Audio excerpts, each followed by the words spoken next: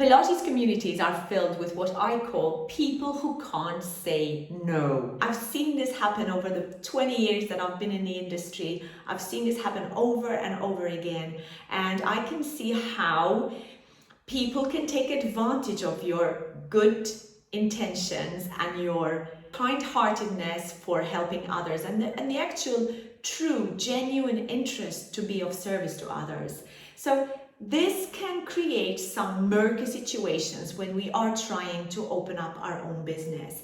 And in this video, I'm wanting to highlight these things so that we are aware where to have our boundaries, where as Pilates teachers, we should be creating boundaries in order for us to protect ourselves and also to protect our businesses. The modus operandus of a Pilates teacher, a Pilates studio, a yoga studio, any kind of movement practice revolves around the idea of healing and personal growth and transformations. So when these things are then sold as commodities, this is when it starts to really create a kind of a loss in the sense of self for whoever's providing the service, especially if they are empaths, as I'm saying, if they are complete caregivers, that they just want to make sure that they serve their community well. I know from my experience and all the years that I've been teaching, I would absolutely stay on after class and make sure that I discuss any personal issues, as in specific physical issues with a particular client of mine. You know, I have created boundaries now after so many years and after having to learn the very, very hard way. But I'm trying to do this video for you not to go through so many years of teaching, feeling completely depleted and exhausted yourself, and understanding that the boundaries are there, not just for you, but also for the client. And you know, the relationships get stronger and stronger if you have clear boundaries from the very beginning. If, like me in the past, you fail to keep your teacher-client boundaries and then allow your clients maybe to become friends or maybe to come to private events, and you know, don't get me wrong, it's gonna happen forever, because we see these clients day in, day out sometimes, or maybe we see them more and have more intimate moments with them than any of their other friends. We are there seeing their vulnerabilities, and because we are in that position, they feel they can open with us, they can open up, and that's absolutely fine. But we have to start creating a specific boundary with them from the very beginning, because if we don't, we're going to end up getting overwhelmed and exhausted with all these clients, especially as your business grows, all these clients coming to you and wanting to ask for advice, and you're going to have absolutely no time for yourself and for your family and to be of service and of value to the same clients when they come to their session next. When you work in a modality selling relationships, personal growth, physical development, when you're working to heal people and help them improve their bodies and improve their well-being and creating community spaces for people, you are working in a highly emotional territory. Vulnerability to hurting or being hurt abounds. So what do we do as Pilates teachers if we came to situations like this? What do we do? Okay, so let's start with situations at the studio. So I hope that you have got some studio policies. If you have studio policies, make sure that they are printed and they are plastered in the wall wherever you're practicing with your clients. So if you go and teach in other different studios, this isn't going to work, right? But having studio policies, and the studio policies right plastered as they come in the reception area, if it is your home, just as they come into your private Pilates studio, make sure that they're clearly printed and visible for everybody to see.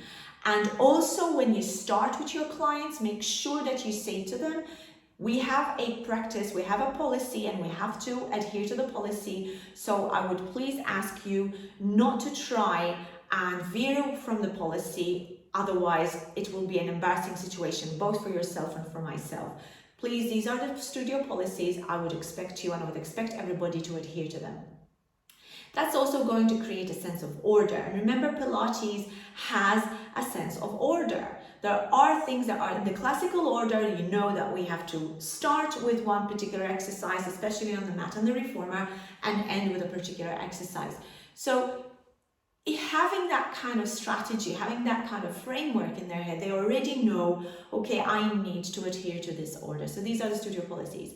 If you don't have a Pilates studio, you don't have a brick and mortar studio, what you can do is whenever you're communicating with your clients, if you are going to, say, teaching Pilates in a park, or maybe at another studio, or maybe at a hall, or whatever it is, make sure that you have these policies.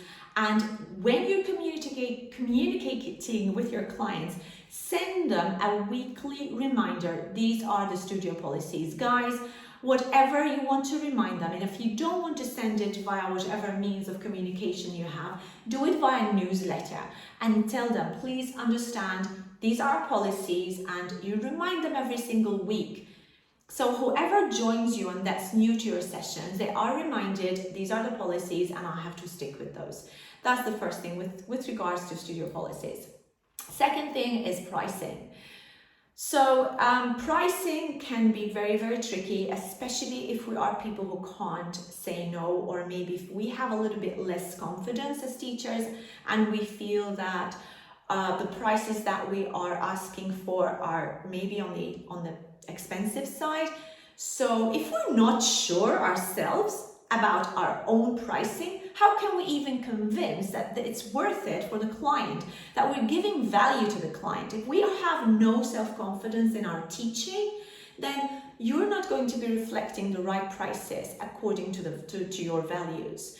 So what I would recommend you do here is, when it comes to doing your pricing or anybody arguing your pricing, first of all, you have to make sure that you know your value and you're confident in charging the prices that you are publishing on your social media, on your website, or whatever it is.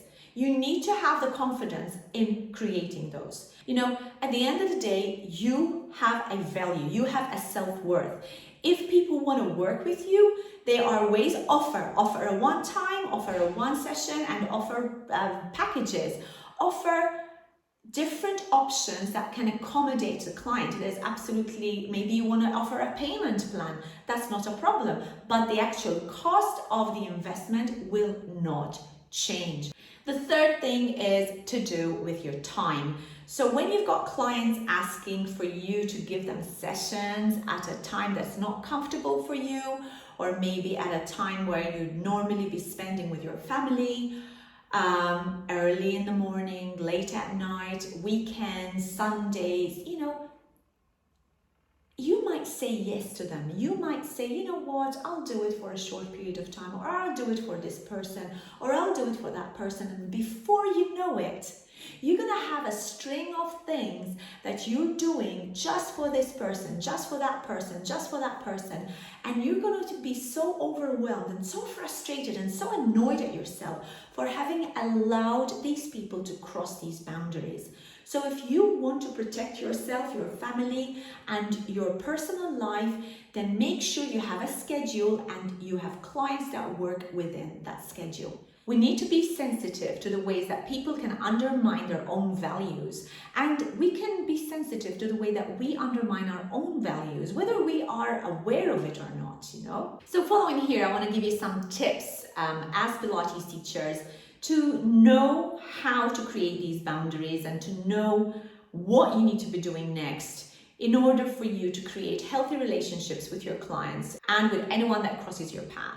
So the first one is to identify your own vulnerabilities around issues like self-worth, self-doubt, needing praise and validation, and being sensitive to group thinking or having a tendency to doubt yourself.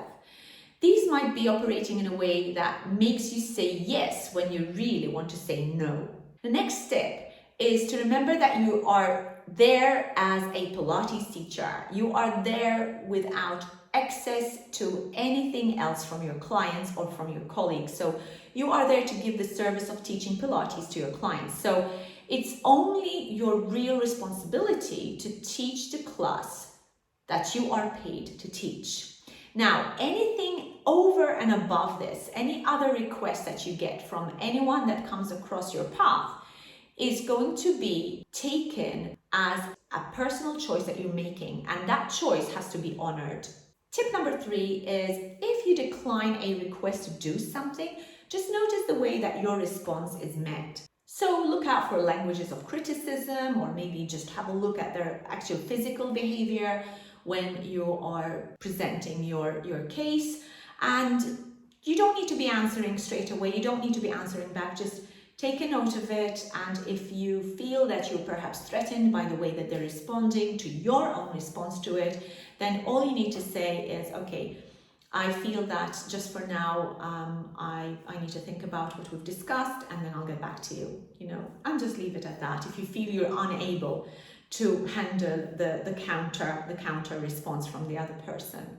Tip number 4 is talk to others about any behaviors or requests that you are unsure about and you want your advice. So there's absolutely no reason why you can't contact anyone else in the industry. I know there's lots of forums out there nowadays, especially Facebook is full of Pilates teachers forums.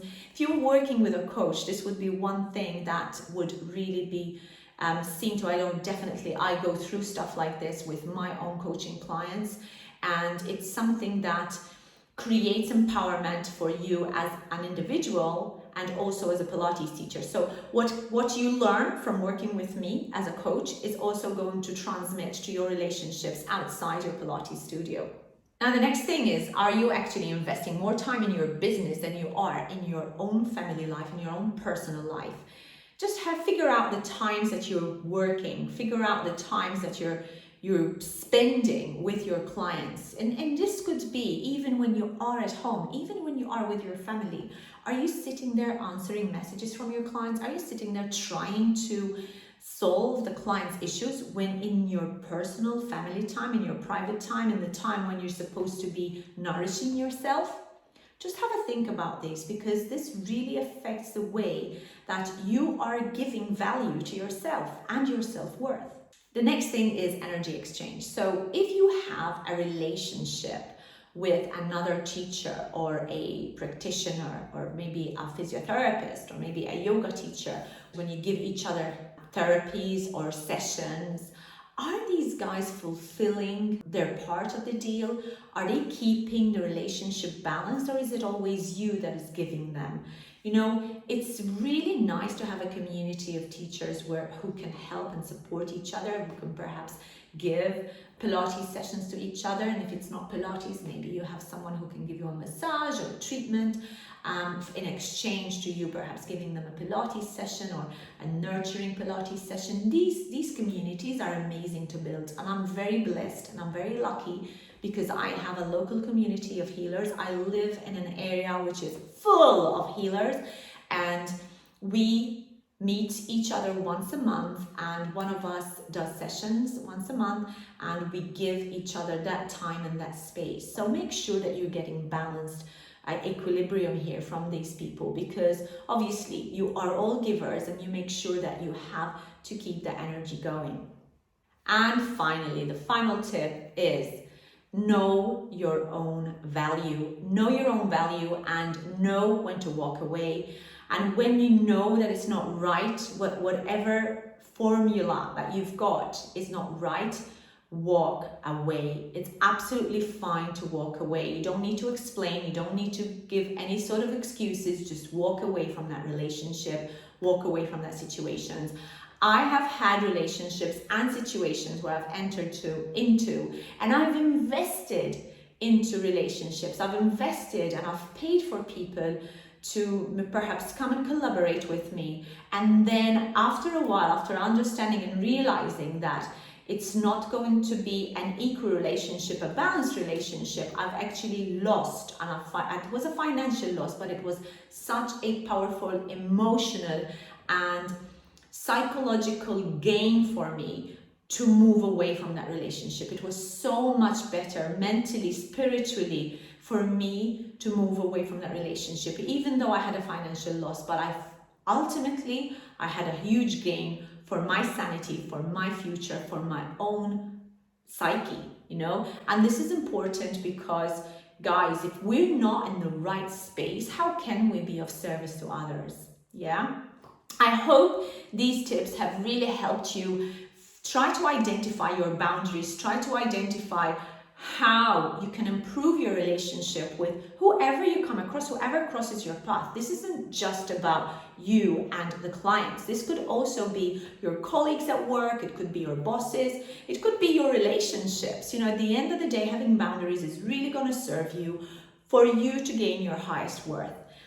I love and support each and every one of you. Thank you so much for following my YouTube channel. Thank you so much for following this video through to the end. If you do like it, please hit the like, subscribe, and don't forget to ring the bell so that you get notified every time I upload a video online. Until my next video, guys, goodbye.